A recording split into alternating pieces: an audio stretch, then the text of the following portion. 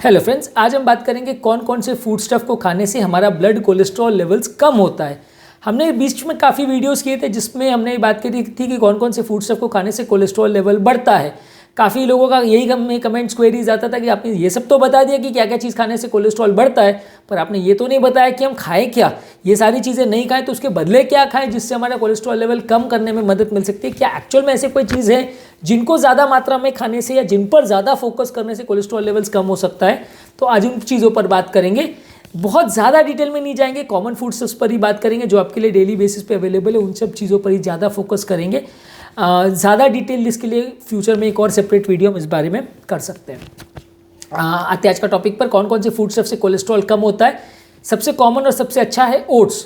Oats daily on an average 50 grams अगर हम खाते हैं तो इसमें लगभग 5 ग्राम्स फाइबर रहता है, और इसमें आप इसको टेस्टी या हेल्दी बनाने के लिए इसमें कुछ थोड़ा अमाउंट में ड्राई फ्रूट्स, केला, सोया मिल्क, बेरीज या स्किम मिल्क को डाल सकते हैं। तो ये चीज़ें भी आपका कंपेरेटिवली कोलेस्ट्रॉल लेवल्स को कम करने में मदद मिलेगी। ओट्स जो है आजकल तो देखिए ओट्स के बहुत सारे वर्जन्स आने लगे हैं। डायरेक्टली आप ओट्स भी खा सकते हैं, उसमें रेडी टू कुक ओट्स रहते हैं तो वो कंपेरेटिवली आप डायरेक्ट भी खा सकते हैं। आपके लिए उतना पैलेट मतलब उतना ख़राब टेस्ट नहीं होगा, आपको पैलेटेबल लगेगा। पर अगर जो कन्वेंशनल फॉर्म्स ऑफ ओट्स लेते हैं या जो मिल्क ओट्स लेते हैं वो कंपेरेटिवली उतने टेस्टी नहीं होते, तो उसमें आप ड्राई फ्रूट्स को, नट्स को, बेरीज़ को, फ्रूट्स के को कट करके थोड़े थोड़े पीसेस में डाल सकते हैं, मिल्क डाल सकते हैं, तो इससे आपका कंपेरेटिवली टेस्ट थोड़ा बेटर होगा। बहुत ज़्यादा फ्रूट्स को बहुत डालिए, ऐसा नहीं करिए कि इतना नोट्स और इतना ज़्यादा ड्राई फ्रूट हो गया या इतना ओट्स हुआ और इतना फ्रूट्स हो गया, वैसा मत करिए। पर लेकिन ओट्स में अगर आप ये सब चीज़ों को गार्निशिंग के लिए यूज़ करते हैं तो आपका टेस्ट थोड़ा बेटर होगा।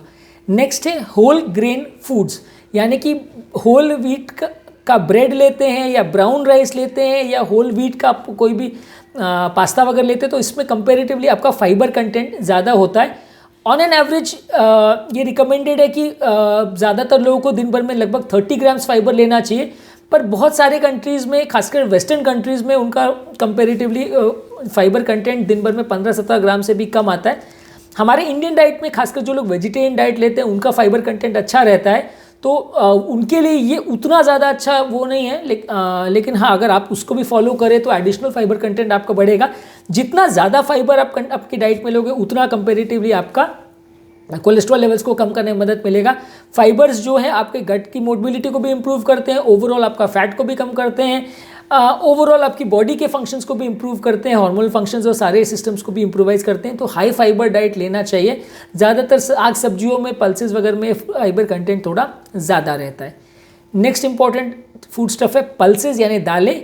इसमें आप बीन्स ले सकते हैं, अलग अलग तरह की दालें ले सकते हैं, मटर ले सकते हैं।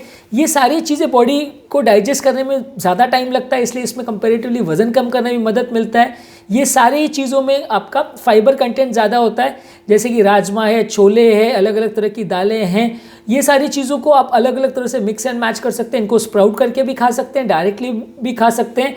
यह आपका बॉडी का प्रोटीन कंटेंट को भी बढ़ाता है, आपका बॉडी वेट को भी इम्प्रूवाइज करता है हेल्दी वे में। मतलब वज़न अगर बढ़ाना भी है तो बढ़ा सकते हैं और कम भी करना है तो कर सकते हैं, क्योंकि ये प्रोटीन्स को बढ़ाता है, फैट्स को कम करता है। तो एक हेल्दी तरीका है आपके बॉडी की मेटाबॉलिज्म को भी इम्प्रूवाइज करने का। तो दालों को ज़्यादा से ज़्यादा मात्रा में लेंगे तो ज़्यादा अच्छा है। अगर आप खाना भी प्रिपेयर कर रहे हैं हमारे इंडियन स्टाइल में भी, तो चावल और रोटी के बदले आप दालों पर ज़्यादा फोकस करें, सब्जी पर ज़्यादा फोकस करें तो ज़्यादा अच्छा है। नेक्स्ट इंपॉर्टेंट टिप है या फूड स्टफ है कि फल और सब्जियां ज़्यादा लें। ऑन एन एवरेज रिकमेंडेड है कि दिन भर में 5 अलग अलग तरह के आप फ्रूट्स लें। ज़्यादातर सारे फ्रूट्स और वेजिटेबल्स में कंपेरेटिवली उसमें सैचुरेटेड फैट्स या ऑयल्स बहुत कम होते हैं, तो इसमें आप कोई भी तरह का फ्रूट्स ले सकते हैं। इसमें फाइबर कंटेंट भी अच्छा रहता है, तो कोलेस्ट्रॉल कम करने में भी आपकी मदद करता है। तो फ्रूट्स और वेजिटेबल्स आप ज़्यादा ले सकते हैं, पर बहुत ज़्यादा दिन भर में फ्रूट्स खाने को मैं नहीं रिकमेंड करूँगा, क्योंकि फिर भी उसमें कार्बोहाइड्रेट तो जाता ही है, तो वज़न तो आपका उतना कम करने में मदद नहीं करेगा। लेकिन हाँ, ये है कि अगर आप दिन भर में 4 से 5 फ्रूट्स अगर ले रहे हैं, अलग अलग तरह के फ्रूट्स ले रहे हैं और कंपेरेटिवली ऐसे फ्रूट्स को सिलेक्ट कर रहे हैं जिसमें ग्लाइसेमिक इंडेक्स बहुत ज़्यादा नहीं है, तो वो आपके लिए ज़्यादा बेनिफिशियल रहेगा। ये सब को करने से आपका कंपेरेटिवली कोलेस्ट्रॉल लेवल्स कम होगा। पर देखिए, हर नेचुरल चीज़ में कुछ प्लसेस और कुछ माइनसेस होते हैं। काफ़ी चीज़ें के लिए लोग हमको पूछते हैं आपने ये क्यों रिकमेंड किया, आपने फ्लैक्स सीड्स क्यों रिकमेंड किया, इसमें तो ऑयल होता है, आपने ये क्यों रिकमेंड किया, इसमें तो वो होता है। तो नेचुरल चीज़ों में कंपेरेटिवली ये रहता है कि वो चीज़ एक प्रोडक्ट से नहीं बनती, 25 चीज़ें होती है उसमें। तो उसमें कुछ तत्व ऐसे होंगे जो आपको इस बीमारी में फ़ायदा करेंगे, कुछ तत्व ऐसे होंगे जो दूसरी प्रॉब्लम में आपको नुकसान भी कर सकते हैं। तो आपको बैलेंस करके चलना पड़ता है कि इस चीज़ों में कितना शुगर है, कितना कार्बोहाइड्रेट है, कितना फाइबर है, कितना फैट्स है, उस हिसाब से आपको बैलेंस करके लेना पड़ता है। कोई भी चीज़ को बहुत ज़्यादा ओवर ईट मत करिए अनलेस वो बहुत ज़्यादा हेल्दी कोई चीज़ हो, नहीं तो आपको फ़ायदों के बदले कई बार नुकसान भी होगा। इसके अलावा नेक्स्ट फूड स्टफ है नट्स। नट्स में काजू है, पिस्ता है, वॉलनट्स है, ब्राज़ील नट्स है। ये सारी चीज़ें आपका फैट और कोलेस्ट्रॉल को कम करती है, पर ये सारी ही चीज़ों में ऑयल कंटेंट भी ज़्यादा होता है, तो इसको आप बहुत ज़्यादा मात्रा में मत लीजिए। इसमें कुछ हेल्दी ओमेगा 3 फैटी एसिड्स रहते हैं। ऑन एन एवरेज रिकमेंड किया जाता है कि दिन भर में 28 ग्राम यानी एक मुट्ठा जितना दाने आप ले सकते हैं। बहुत ज़्यादा नहीं लेना है, नहीं तो क्या अगर मैं ऐसा बोल देता हूँ कि ड्राई फ्रूट्स लेना है तो लोग फिर बहुत ज़्यादा ड्राई फ्रूट्स खाने लगते हैं। खासकर जो लोग उसके कॉस्ट को अफोर्ड कर सकते हैं वो बहुत ज़्यादा खाने लगते हैं, फिर at the end of the day उससे फ़ायदा होने के बदले नुकसान हो जाता है। तो आपको ये सारी चीज़ों को बाकी चीज़ों के साथ मिक्स करके खानी है, बहुत ज़्यादा मात्रा में नहीं खानी है। दिन भर में एवरेज 28 ग्राम्स को अगर आप टारगेट करें तो ज़्यादा अच्छा है। दिन भर में कुछ दाने ही अगर आप इसके खाएँ तो ज़्यादा अच्छा है। बहुत ज़्यादा मात्रा में नहीं खाना है, थोड़ा सा खाएंगे तो फ़ायदा करेगा, ज़्यादा खाएंगे तो नुकसान करेगा।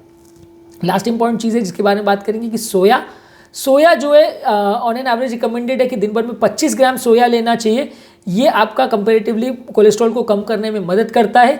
25 ग्राम सोया खाने के लिए आपको दिन भर में 100 ग्राम टोफू ले सकते हैं, 200 ग्राम सोया मिल्क ले सकते हैं, या एक छोटा पॉट या कटोरी भर के आप सोया का दही ले सकते हैं।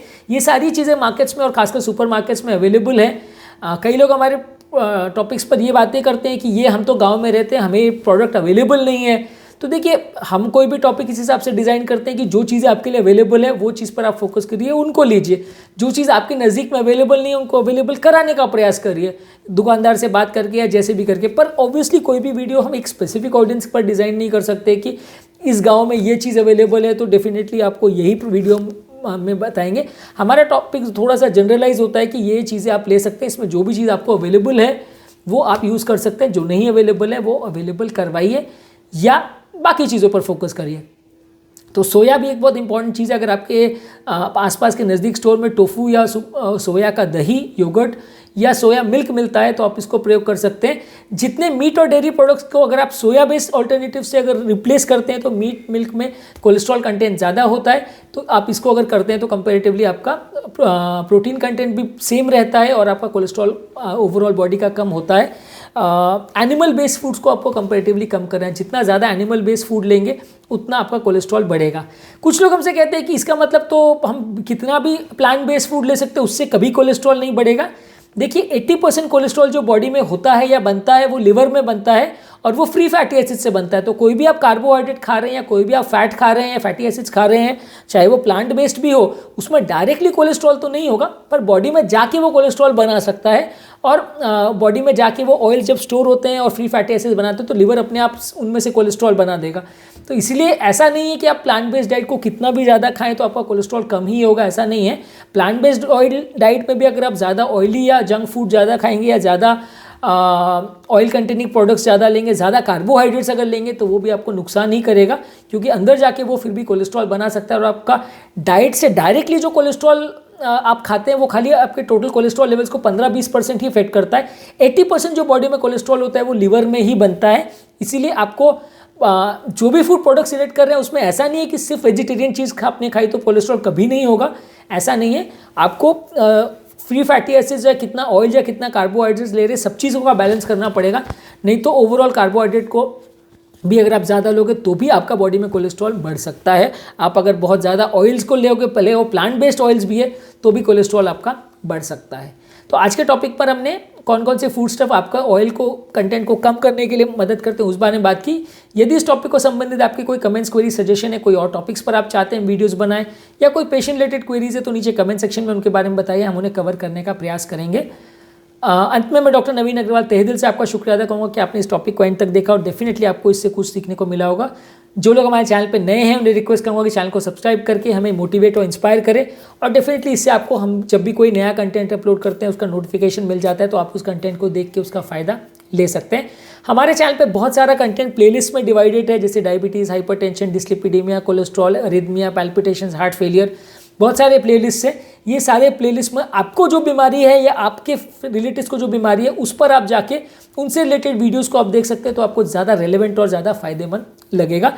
हमारे चैनल पर बहुत सारे शॉर्ट्स भी हम रेगुलर बेस पे अपलोड कर रहे हैं। जो लोग सारे वीडियोस को पूरे डिटेल में नहीं देखना चाहते उनके लिए 1 मिनट शॉर्ट समरीज है, ये सारे टॉपिक्स की इंपॉर्टेंट फीचर्स उसमें हम डिस्कस करते हैं, तो उनका आप देख के फ़ायदा ले सकते हैं, ताकि आपको एटलीस्ट एक बेसिक समरी पता चल जाए। जो चीज़ों को आप डिटेल में देखना चाहते हैं उनके लिए डेफिनेटली तो बड़े वीडियोज़ हमारे पास हैं ही। Thank you.